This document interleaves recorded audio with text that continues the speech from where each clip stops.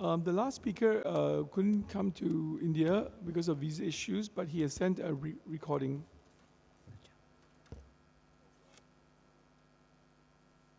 Thank you, organizer, for inviting me here. My name is Fengbin LIN. I come from Zhongshan Ophthalmic Center. I would like to share with you if effect of intraocular pressure reduction on progressive high myopia, a randomized controlled trial. I don't have a conflict of interest. Myopia is increasing worldwide. It is estimated that there will be 1 billion in 2050. It brings lots of visual impairment, including cataracts, retinal detachment, and glaucoma. Studies have confirmed that annual growth of axial length in HM adults, even 0.1 millimeter per year. Literature review shows intraocular pressure correlates with myopia. For example, more severe myopia was associated with greater odds of glaucoma changes in IOP influence axial length, and lowering IOP inhibited myopia progression in experimental models. We once hypothesized that the lowering IOP might help control HM progression by potential mechanisms, including reducing distending force, scleral remodeling, and increased choroidal perfusion. Previously, observational study had reported that the use of IOP lowering medication was significantly negatively associated with increased AL. And our results from a prospective observational study also confirmed that IOP lowering could control AL elongation in the HMI. Anti-glaucoma medication is a protective factor for AL elongation. Using anti-glaucoma medication reduced AL elongation by 7.5%. However, there is a lack of guidelines or consensus on the treatment. Hence, we have decided to launch an RCT project about lowering IOP to control the progress of high myopia. The purpose of the study is to test the hypothesis that IOP lowering medicine treatment reduces the AL growth in HMIs compared with the control group. The study is designed as open label, single center RCT. There are two groups, including intervention group and control group. The total follow-up duration is 12 months. The inclusion criteria indicate between 18 and 65 years diagnosed with HM, AL growth more than 0.05 mm in the past 6 months or more than 0.1 mm in the past 12 months. IOP is between 10 and 21 mm Hg. Primary outcome is progression rate of AL. The sample size is 152 cases. Since June 4, 2023, we have enrolled a total of 131 participants. Among them, 60 have completed 12 months of follow-up. When we included the 60 participants in the preliminary analysis, we found that after using the IOP lowering medication, the growth rate of IL in the intervention group was significantly slowing. Moreover, the rate of axial elongation in the intervention group was significantly slower than in the control group. Our preliminary result shows that lowering IOP can help control HM progression. Let's take a conclusion. HM is a major blinding disease.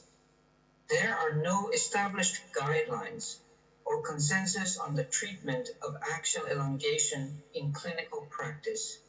Lowering IOP might help control HM progression. The preliminary results of our RCT offer more evidence that lowering IOP decreases the growth rate of AL in HMIs. In comparison with the control group, lowering IOP slows the axial growth. We hope stronger evidence is provided when the RCT is completed. Thank you all the members' contribution from glaucoma with HM study group. Thank you for our team.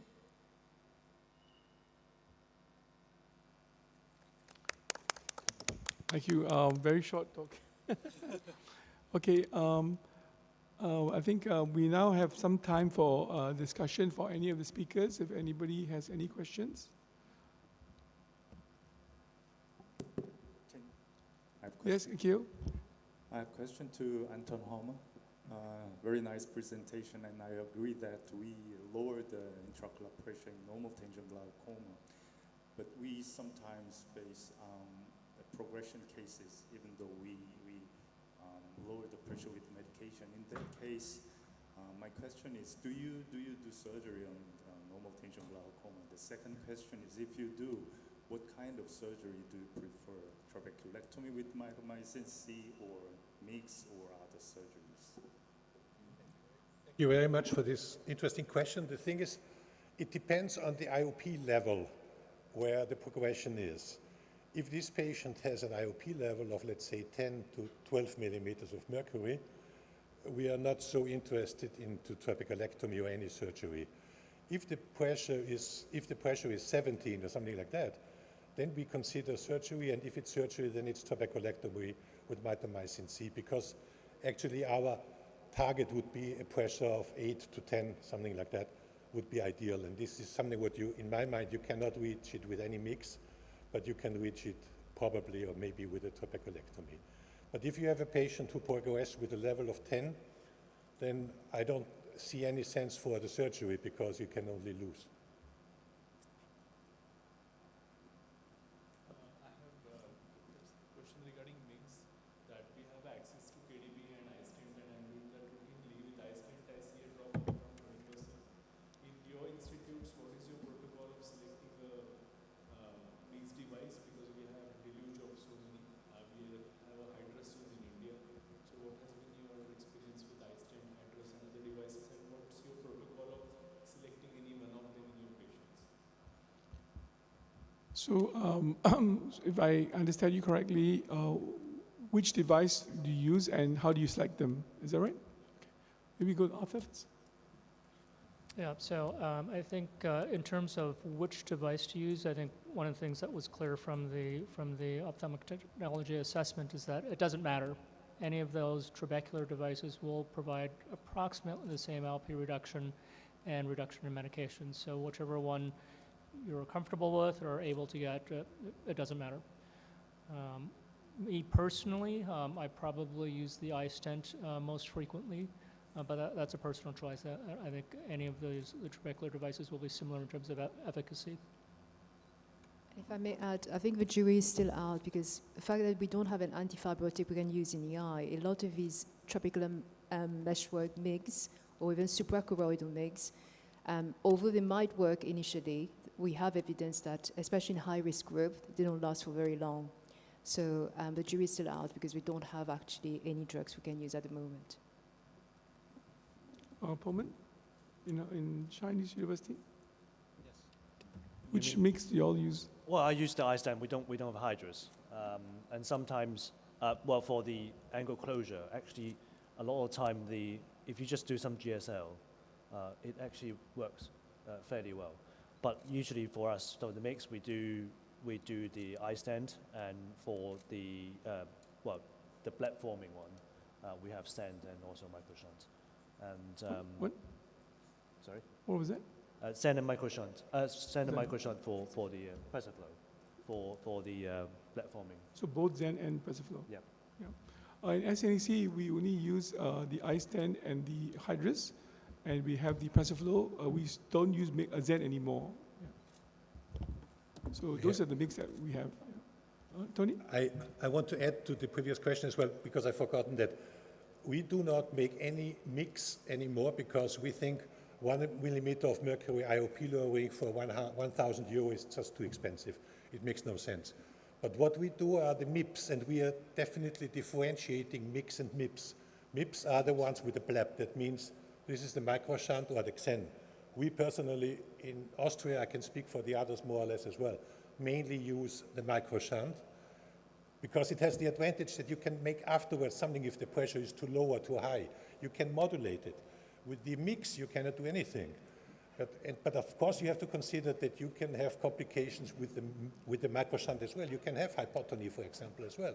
So it could be the same troubles you have with trabeculectomy, you can have it with the MIPS. But in some patients, MIPS maybe is a little bit safer, let's call it like that, than the trabeculectomy. But I think in terms of normal tension glaucoma, a lot of us, although there is no trials which shows this, would probably go for a trabeculectomy rather than a prisoflow microshunt, because we do see that we can achieve lower IOP with trabeculectomy. Yeah, I agree with you, yeah. So Tony, I was interested in your comment saying that you won't do a trab in a normal tension glaucoma patient if their pressures are already 10 to 12. I'm curious because I would. The reason is that there's nothing better than a trab in terms of stabilizing the ILP, reducing the nocturnal elevation, reducing fluctuations. And I think that may be very helpful in a lot of these patients. Yes, if it's the ideal world, yes. But we have, I have patients who have a pressure of 5 and they get no choroidals and nothing. And there are patients who have a pressure of 8 and they have it. So you can produce any trouble as well. And I think it maybe depends. Is it the last eye or is it the better eye that makes now the troubles? And how is the approach of the patient? I always ask the patient now, okay, we have this or that option, and what do you think you come along best? And I wouldn't ask him for a suggestion, but I would ask him what he's more open-minded to which step of the next procedure.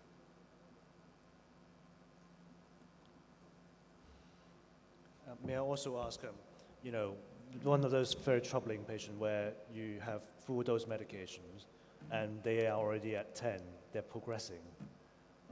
What would you really do? Because I'm totally anti when I saw one of those. At first, I would take off all 4 medications. Right. And ask him, come in 2 days and in 1 week and look what the pressure is. If the pressure is more or less the same, which can be because they are not taking it or the medications are ineffective, then you have a different approach. If then the pressure is, let's say, 17 instead of 10 without medication, then I would consider surgery as well. Yeah. Right.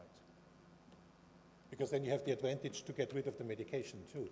So it's a quality of life increasing for the patient, probably, and you can discuss it. Yes, it's a very sensible idea. What if there is a condition where even after surgery the patient continues to progress? You brought down the pressures to 10, 12, and he's still progressing. And do you look for any sleep studies? Do you look for sleep apnea? Do you look for, how do you manage such patients? Yes, these are the very frustrating patients. And if I don't have the options to send them to TIN or anybody else, we make the sleep apnea. We have a laboratory in another hospital where we make that. We make the carotid, we make the MRT, and we ask them, do you smoke and migraine and all this stuff? And then we try all these medications, the citicoline maybe, or the ginkgo, to do something. But we all know that there are patients. And my father, who was an ophthalmologist, said it 50 years ago. He said, there are 2 types of glaucoma only. The one kind, it's called glaucompion, which is a diminutive of glaucoma, is what you can do with this patient. Whatever you want, he will never go blind. And then there are other ones where you can do whatever you want and they go blind. And there are some patients where we must say it is bad luck and you help him and you prepare him.